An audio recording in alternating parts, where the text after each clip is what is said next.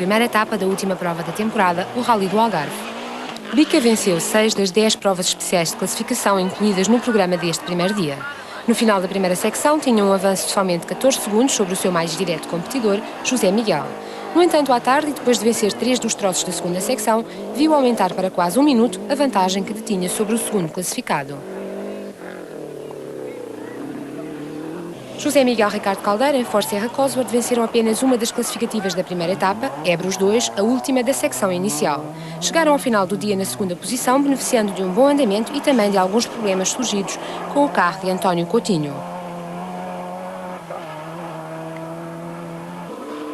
Logo no terceiro troço começaram os azares de Coutinho quando o coletor de escape do Toyota Celica GT Force partiu, originando um aumento da temperatura que provocou alguns estragos ao nível da instalação elétrica, danificando o alternador.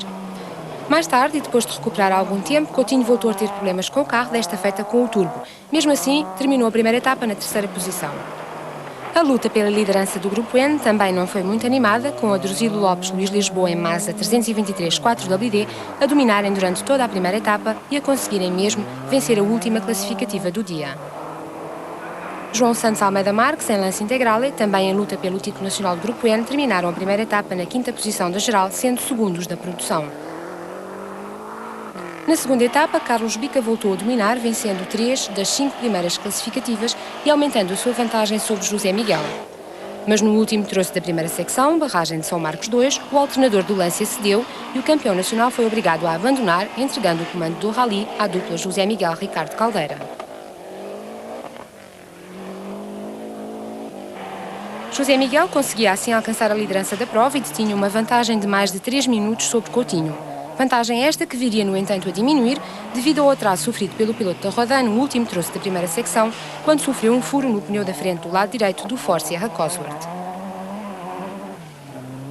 Para António Coutinho continuavam os problemas e logo na terceira classificativa, ao embater numa pedra, partiu-se o disco de travão do Toyota. Mesmo assim, conseguiu vencer o último troço antes da neutralização, em Monchique.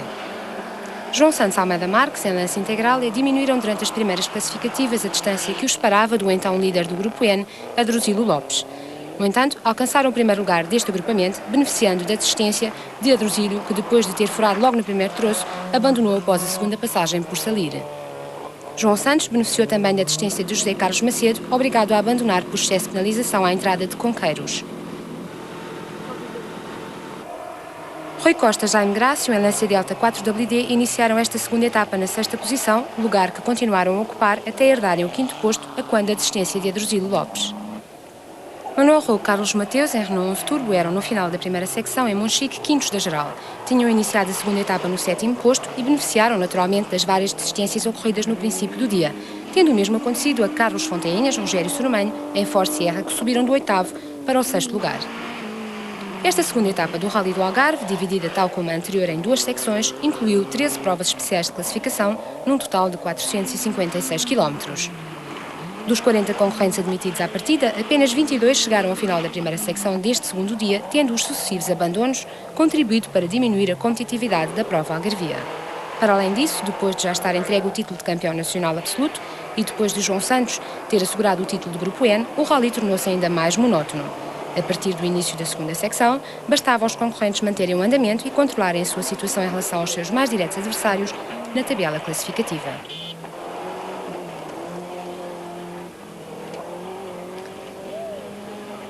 António Fonseca e Helder Rodrigues, em Renault 11 Turbo, 15º classificados na primeira etapa, recuperaram bastante e terminaram o rally na sétima posição. Aliás, a recuperação de várias posições foi uma constante ao longo desta segunda etapa, com os pilotos mais atrasados a beneficiarem das desistências dos primeiros.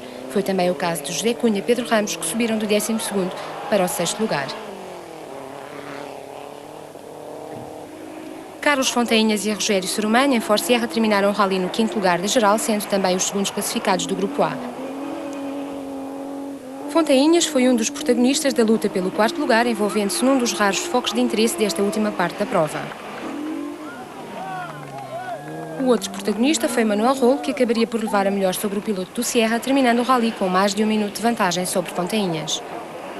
Manuel Rou e Carlos Mateus, em Renault 11 Turbo, foram muito constantes durante todo o rally e chegaram ao final no 5º posto, sendo os melhores de entre os concorrentes em carros de 2 rodas motrizes e conseguindo mesmo vencer a 22ª prova especial de classificação. Quem também conseguiu vencer um dos troços foi Rui Costa ao averbar o melhor tempo na última classificativa Foz do Carvalhoso. Rui Costa e Jaime Grácio, em Lancia Delta 4WD, que tinham sido sextos na primeira etapa, terminaram o rally na terceira posição. Para o piloto foi uma estreia em beleza, já que esta foi a primeira vez que disputou o Rally do Algarve.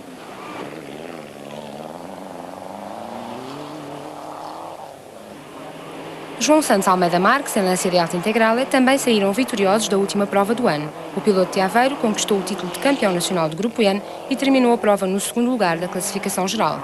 João Santos não venceu nenhuma das classificativas da prova algarvia, mas foi o melhor dentre os concorrentes do Grupo N em 10 dos 23 troços do rally, tendo sempre conseguido controlar o andamento do seu Lancia e, claro, beneficiando dos azares dos seus mais diretos adversários.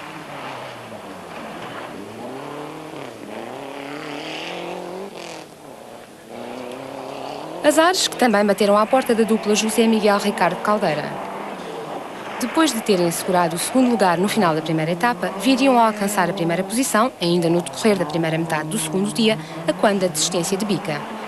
José Miguel e Ricardo Caldeira manter-se-iam no comando do rally, vencendo 3 das últimas classificativas e obtendo uma vantagem de quase 2 minutos e meio sobre António Coutinho.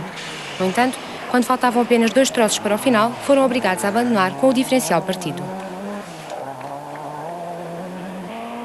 E assim António Coutinho e José Luís Nascimento, em Toyota Celica GT4, passaram a ser os novos comandantes do Rally do Algarve. Como apenas faltavam cumprir 2 classificativas, bastou-lhes gerirem calmamente a vantagem que detinham sobre João Santos e que era à altura superior a 5 minutos. Depois dos muitos problemas e complicações surgidos com o carro ao longo de toda a prova, Coutinho e Nascimento herdavam um primeiro lugar que dos tornou todos os seus anteriores ocupantes.